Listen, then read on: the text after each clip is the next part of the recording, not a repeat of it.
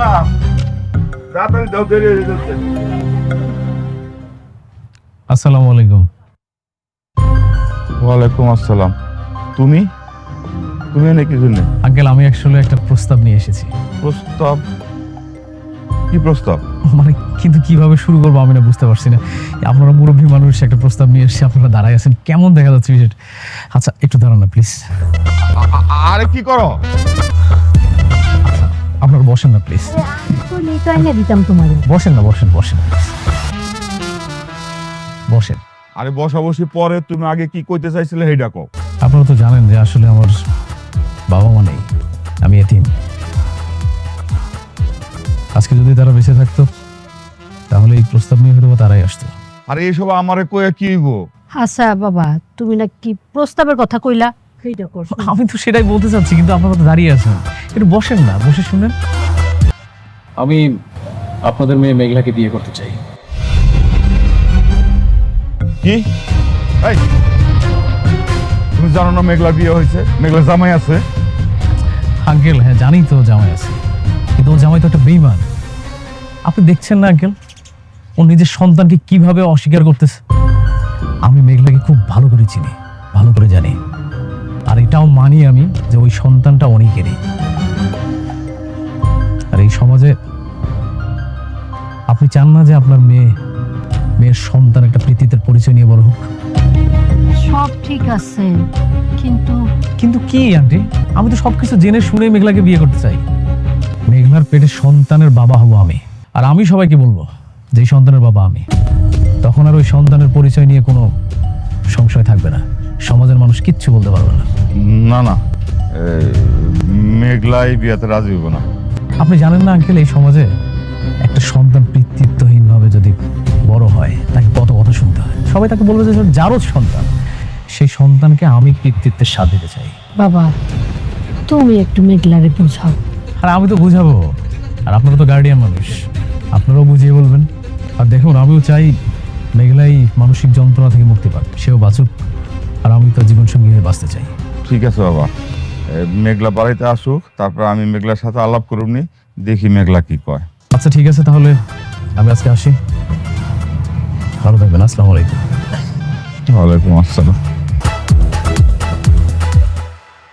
একটা কথা বলি বন্ধু, আমার না কেন জানি বারবার মনে হচ্ছে তোমার স্ত্রীর পেটের যে সন্তান সেটা আসলে তোমারই। এই উদ্ভট কথাটা তুমি কিভাবে বলো? ডিএনএ টেস্ট করা হয়েছে, কিছুই মিল পাওয়া যায়নি। আচ্ছা ঠিক আছে, মিল পাওনি এটা আমি বুঝতে পারছি, তারপর মনের ভিতরে একটা ঘটকা লাগে, বুঝছো? বাচ্চাটা আসলে তোমারই। অনেক ডিএনএ টেস্ট তো ভুল হতেই পারে, তাই না? এইসব বাদ দিয়ে কাজে মনোযোগী হও। আমাদের যে সাইডের কাজটা চলছিল সেটার কাজ কত দূর? যত দ্রুত সম্ভব পার্টিকে হ্যান্ড ওভার করতে হবে। এটার আপডেট কি? জি স্যার, কাজগুলা এই উইকের মধ্যে হয়ে যাবে। ঠিক আছে, যত দ্রুত সম্ভব কমপ্লিট করো। এই ফাইলটাতে আমি সিগনেচার করে দিয়েছি, এটাও কমপ্লিট করবে না।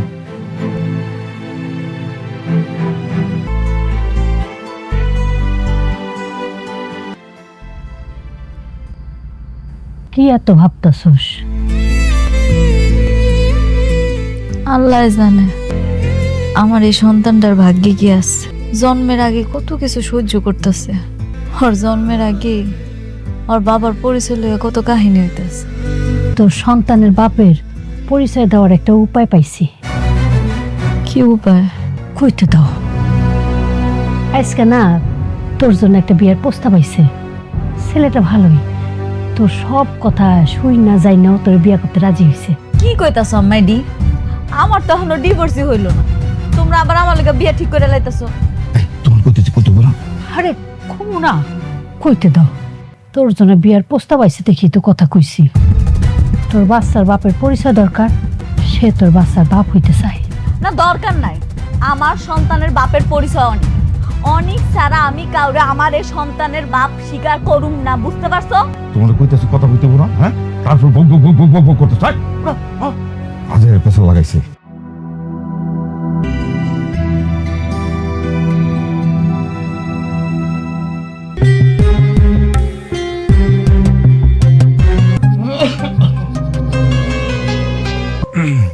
বাবা রাতুল, ওই তোমার সাথে একটা কথা বলার ছিল। হ্যাঁ বলেন।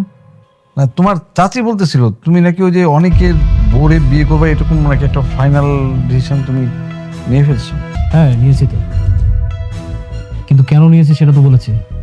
আমি বলতেছিলাম কি মানে তুমি অনেকের বোরে বিয়ে করা অসুবিধা নাই, আমাদের কোনো আপত্তি নাই, কিন্তু তার আগে আমার মেয়েটারে বিয়ে করে ফেলো।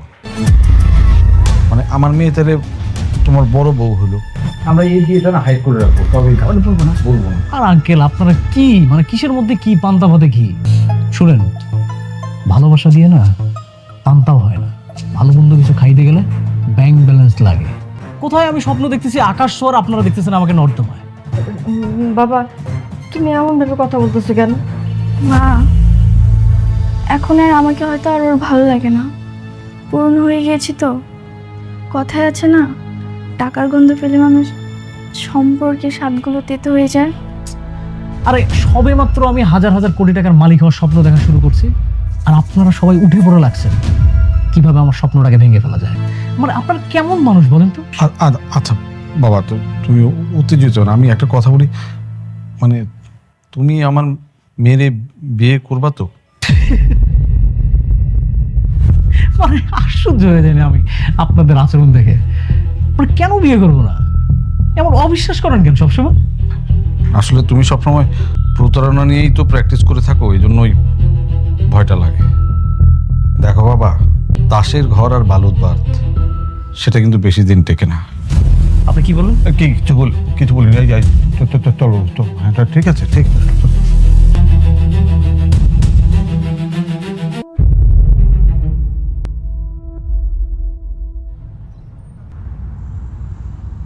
বন্ধু কি খবর? তুই কেমন আছিস? তোর কি গন্ডারের চামড়া নাকি? তোকে আমি এতবার অপমান করি তারপরে তুই চলে আসিস। আরে গন্ডারের চামড়া হয়ে গেল, এটা হচ্ছে ভালোবাসা।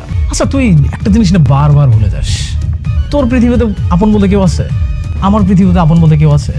দেখ, আমার যদি আপন বলতে কেউ থাকে সেটা তুই, আর তোর যদি আপন বলতে কেউ থাকে সেটা হচ্ছে আমি। এইসব বলার জন্য তুই এখানে এসেছিস?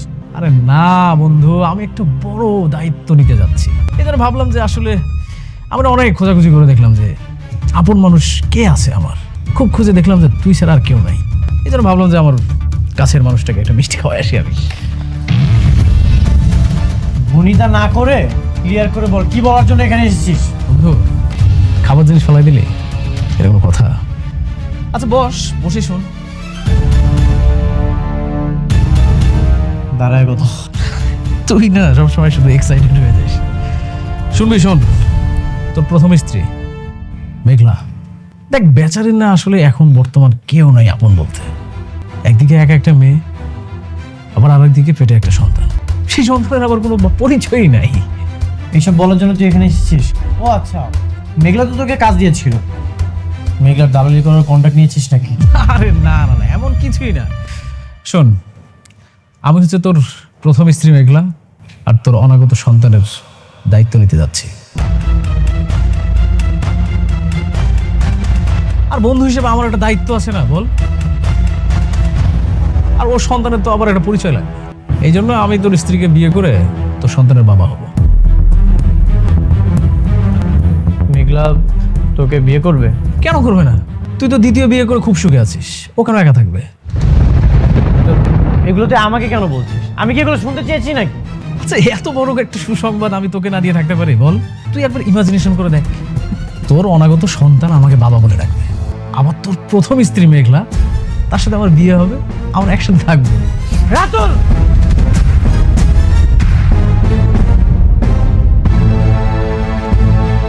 নেক্সট টাইম কিছু উল্টাপাল্টা কথা বললে হিসাব করে কথা বলবি। আমি কেমন তুই সেটা ছোটবেলা থেকেই জানিস। শান্ত হও। এই আপনি জানতো আর কখনো আমাদের বাসায় আসবেন না। যান, চলে যান।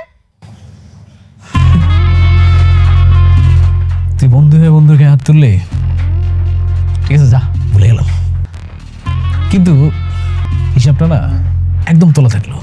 সময় মতো একদম কড়াই গন্ডা হিসাব নেব।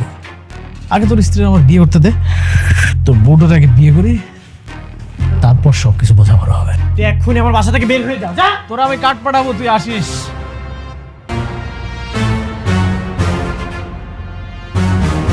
ওর এত বড় সাহস আমার সামনে দাঁড়িয়ে আমার সাথে উল্টাপাল্টা ভাবে কথা বলে। তার কি দোষ? তোমার স্ত্রী তো তাকে বিয়ে করতে চেয়েছে, এজন্যই সে জানাতে এসেছে। যা মন চাই তা করুক, আমাকে কেন বল? তোমার স্ত্রী তোমাকে ডিভোর্স না দিয়ে বিয়ে কেন করতে চাচ্ছে সেটা জানতে চেয়েছো?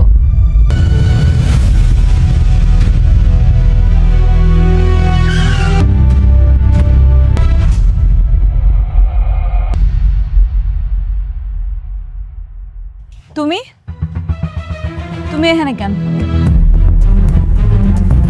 কেন, অন্য কাউকে আশা করেছিলে নাকি?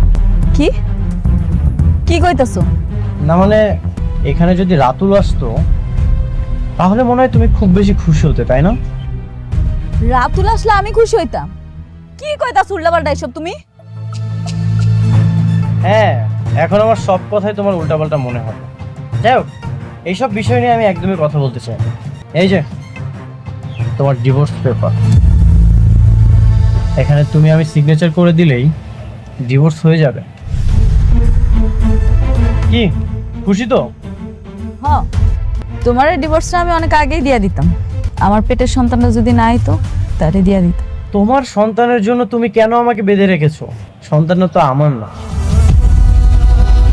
এই সন্তানের বাবা অন্য কেউ। প্লিজ, আমি এই ঝামেলা থেকে মুক্তি চাই। তোমার আমি আর একটা কথা কতবার কমু, আমার এই পেটের সন্তান শুধু তোমার। আমি আজকে কইতাছি, আগামীতে কমু, সারা জীবন কমু, এই পেটের সন্তান তোমার তোমার তোমার। যে কোনো কিছুর বিনিময়ে হোক তুমি আমাকে ফাঁসাবে, তাই না? হাসামু মানে? হ্যাঁ, তুমি আজকে বলো, আগামীকাল বলো, বা সারা জীবন বলো, প্রমাণ তো হয়েই গেছে। ও হ্যাঁ, তুমি তো একটা বিয়ে করার ডিসিশন নিয়েছো না? Good decision. বিয়া? একটা স্বামী থাকা অবস্থায় তুমি তো বিয়ে করতে পারবে না, এই জন্য আমি তোমাকে ডিভোর্স দিয়ে তোমার পথটা পরিষ্কার করার জন্য এলাম।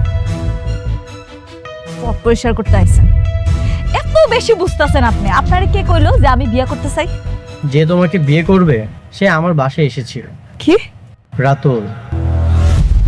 আমি এখন একদম ক্লিয়ার কেন তুমি আমাকে কাজটা না দিয়ে রাতুলকে দিয়েছি। সমস্যা নেই, তোমরা দুজন বিয়ে করো, অনেক বেশি হ্যাপি থাকো, আমি মন থেকে দোয়া করি। আরে আমার জীবনে আমি একটাই ভুল করছি, সেটা আপনারে বিয়া কইরা। এই ভুল আর জীবনে দ্বিতীয়বার করতে চাই না। আমারে কোনো পুরুষ বিয়া করতে পারবে না। তাহলে কি সে আমাকে মিথ্যা বলল? তুমি যদি তাকে না জানাতে তাহলে তো সে আমাকে বলতো না। আচ্ছা, এগুলো শুনেই বা আমি কি করব? এই নাও ডিভোর্স পেপার, এখানে সিগনেচার করে দিও। আমি কোনো ঝামেলা চাই না, তুমি আমাকে ডিভোর্স দিয়ে আমাকে মুক্তি দাও।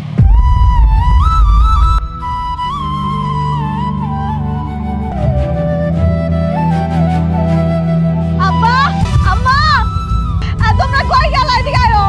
ওই কি হয়েছে রে মা, কি হয়েছে? তোমরা আমারে সত্যি করে একটা কথা কও তো, সেই দিন যে পোলাটা বিয়ার কথা কইতে আইছিল এটা কি রাতুল ছিল? ইয়ে, হ্যাঁ, রাতুলি আসছিল, সে তোর বিয়ে করতে চায়। কেন আইছিল? আর তোমরাই বল লাগে আমার বিয়ার কথা কেন কইছো? ঠিকই করছি, সমাজের চোখে তোর সম্মান বাঁচাইতে চাইতেছি। আম্মা, আব্বা, তোমরা ভাবলা কেমনি আমার পেটে সন্তান থাকা অবস্থায় আমি আরেকটা বিয়া করবো? এই ভালোবাসো তোমরা আমারে? তোমরা না কেউ কোনোদিন আমারে বুঝার চেষ্টা করলো না, সত্যিই করলো না, সত্যি না। শালিমা বিল্ডার্স আমাদেরকে প্রজেক্ট দেয়নি তো কি হয়েছে? আমরা এর থেকে ভালো ভালো প্রজেক্ট দিয়ে এগিয়ে যাব। কিন্তু মেঘলা ভাইয়ের সাথে যদি তোমার ঝামেলাটা না থাকতো তাহলে আমরা খুব সহজ। এই নামটা তুমি আর কখনো উচ্চারণ করবে না। এখন রাতুল যদি মেঘলা ভাবিকে বিয়ে করে তাহলে তো সে তাকে দিয়ে অনেকভাবে ইউজ করবে। কিন্তু আমি না এখন পর্যন্ত বুঝতে পারছি না মেঘলা ভাবে শালিমা বিল্ডার্স গ্রুপে কি করে। কি আর করবে? আমার তো মনে হয় শালিমা বিল্ডার্সের যে ম্যানেজার ওকে খুশি করে তারপর মেঘলা চাকরিটা পেয়েছে। তাই বলে এত ক্ষমতা?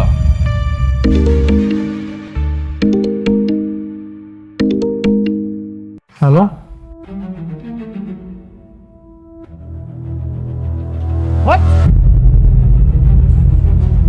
ঠিক আছে, আমি এখন আসছি। আমাদের সাইডে একজন শ্রমিক মারা গেছে।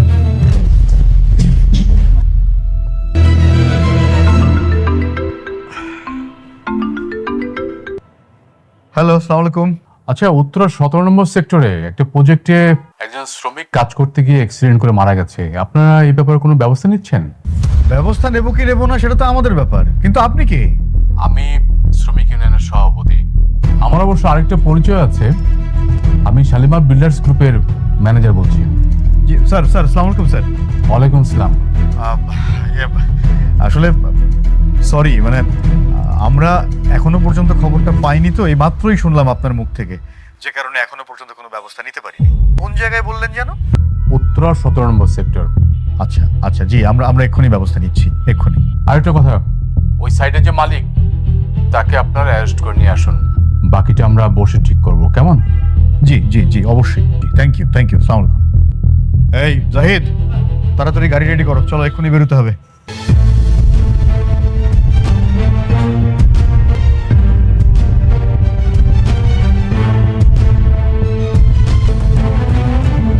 কিভাবে কি হলো? স্যার সাইডে কাজ চলতেছিল স্যার, সম্ভবত উপর থেকে পা স্লিপ করে পড়ে গেছে স্যার। স্লিপ করে পড়ে গেছে মানে? তুমি কোথায় ছিলে? আমি কতবার তোমাকে বলেছি সেফটি ফার্স্ট, নিরাপত্তা আগে তারপর কাজ। স্যার আমি নিচে ছিলাম, হঠাৎ করে একটা সাউন্ড হলো, আমি দৌড়ে এসে দেখি এই অবস্থা স্যার। দেখে আপনারা সরেন তো।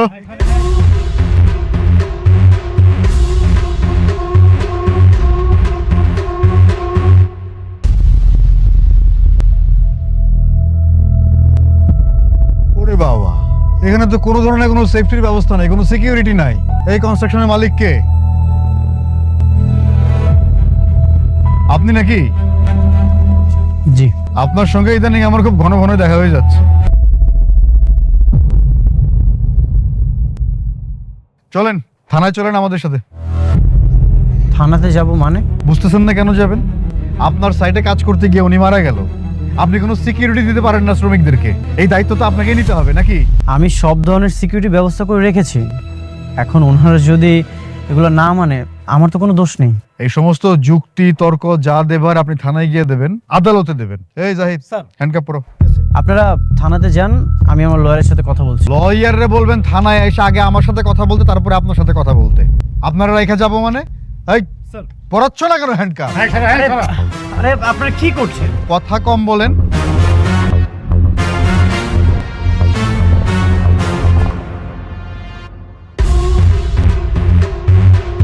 নিয়ে আসো তাড়াতাড়ি।